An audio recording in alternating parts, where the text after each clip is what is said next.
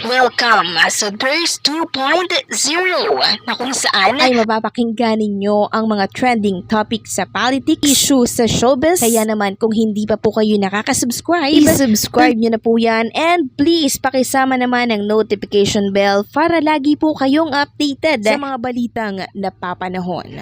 So ayun, welcome back again to our YouTube channel mga Kadabarkad. So ilang araw tayong hindi nakapag-upload at eto na naman po tayo nagbabalik muli. At unahin nating pag-usapan itong Battle of the Noontime Big Prizes as of Monday, September 30, 2024, Itbulaga versus It's Showtime. So ang inilabas po na papremyo ng Itbulaga ay tumataginting na 192,000 pesos. Samantalang itong It's Showtime naman ay 55,000 pesos.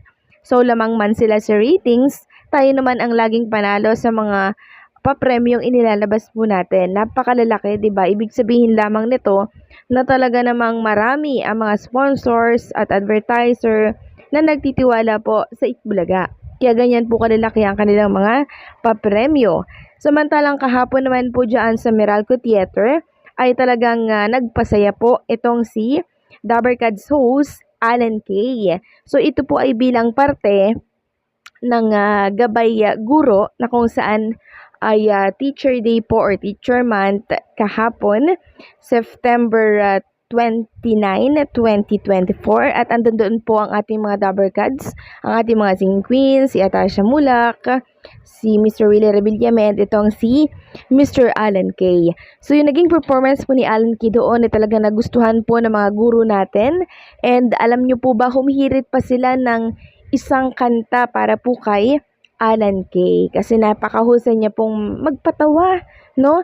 Kaso nga lang wala na pong oras para po sa pagkanta niya dahil marami pa pong sasayaw, marami pa pong magpe-perform dahil hanggang alas 6 lang sila doon. Kaya hindi na po nakakanta itong si Alan K. At ang sumunod na po doon na mag-perform ay itong mga singing queens natin.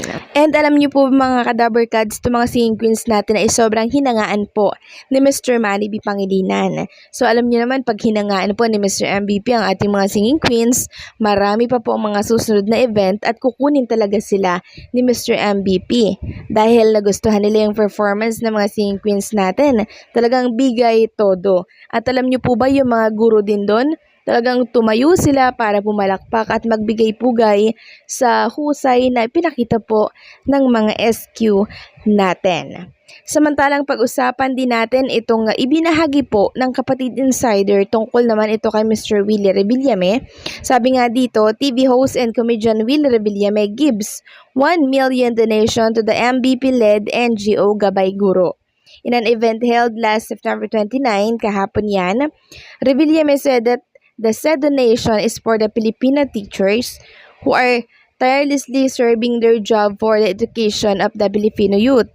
Revillame also clarified that he has no plans to running for senator in the 2025 midterm elections, citing that he doesn't need to run for a public office to help ordinary Filipinos. So nilinaw na po agad ni Mr. Willie Revillame na hindi po siya tatakbo, baka kasi gawa na naman ng kwento ng iba na kaya nagbigay si Mr. Willie Revillame ng 1 million ay upang magpabango ng pangalan sa mga guro. No, hindi po. Tulong lang po talaga yung binigay ni Mr. Willie Revillame sa ating mga butihing guro na talagang napakasipag po magturo sa ating mga kabataan. Diba? And deserve naman po yun ng mga guro.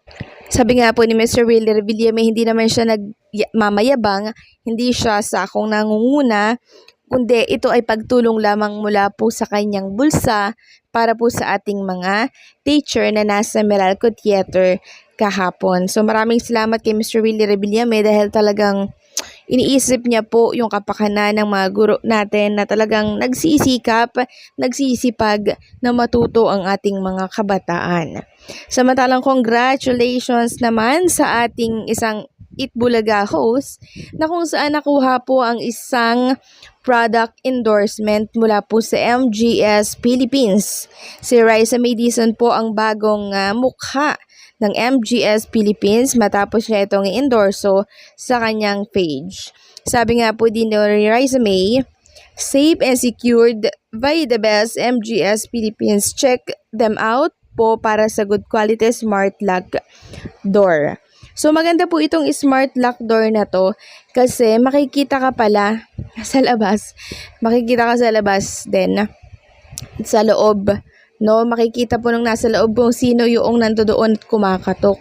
'Di ba? Ang ganda nga, kaso nga lang sabi ng ilang dabarkads natin, paano kung nakalimutan nila yung password? So, hindi makakapasok. Yun nga lang, kailangan nating tandaan. Siyempre, kung meron tayong mga ganito, kailangan tayong maging aware, maging alerto sa mga dapat mangyari. So, once na makakalimutan natin, isulat na lang natin sa papel na lagi nating dala, 'di ba? Para hindi natin makaligtaan. So, congratulations dito kay Raisa Madison dahil talaga namang marami ang mga advertisers na nagtitiwala po sa kanya para ipagkatiwala yung brand, yung product na ipakilala po sa publiko. Kasi alam po ng MGS Philippines na itong si Raisa Madison, may pangalan na to. Kaya kaya niya pong mag-handle or humawak ng naturang brand. Samantalang pag-usapan naman natin ang tungkol dito sa isang dating host ng Itbulaga na nakuha na po ng ibang programa. Sino ba ito? So ito po ay walang iba kundi si Zombie na kung saan ay pinag-uusapan po ngayon sa mundo ng social media matapos makita itong post ni Zombie sa kanyang Facebook account na kung saan ay lumabas po siya dito sa Batang Quiapo. Sabi nga po ng ilang netizen, gusto nila ulit bumalik itong si Zombie dito po sa Itbulaga. Yun nga lang, guest host lamang po siya dito sa Itbulaga. And hindi ko alam kung makakabalik pa po siya. 'Di ba? Kasi once na nag-guest host lang at naipamalas mo na kung gaano yung kapasidad mo, nakita yun ng TBJ na walang pagbabago, syempre, bibitawan ka nila. Pero kung nagpakita ka habang ikaw ay nasa poder nila ng husayan sa pag-hosting sa ibang mga bagay, baka pwede ka pang kuhanin. 'Di ba? Kasi ang gusto po ng TBJ ay yung meron kang kakaibang ipapakita na magugustuhan po ng maraming dabarkads at televiewers. Yun po ang gusto ng TBJ, yung ikakasaya po ng marami. Okay? So, okay na si Zombie sa Batang Quiapo. Guess lang din naman siguro yan dyan. And alam naman natin na yung mga nasa Batang Quiapo pinapalitan din, 'di ba? So opportunity 'yon kay Zombie kasi nakikilala yung pangalan niya and syempre malaking tulong ang Itbulaga para siya ay makilala ng iba pang mga, alam mo 'yun, dito po sa showbiz industry. Napakalaking tulong ng Itbulaga, no, na binigay dito kay Zombie at alam kong araw-araw na pasasalamatan ni Zombie ang TBJ Production sa ibinigay nitong opportunity na maging parte ng naturang programa which is itong Itbulaga.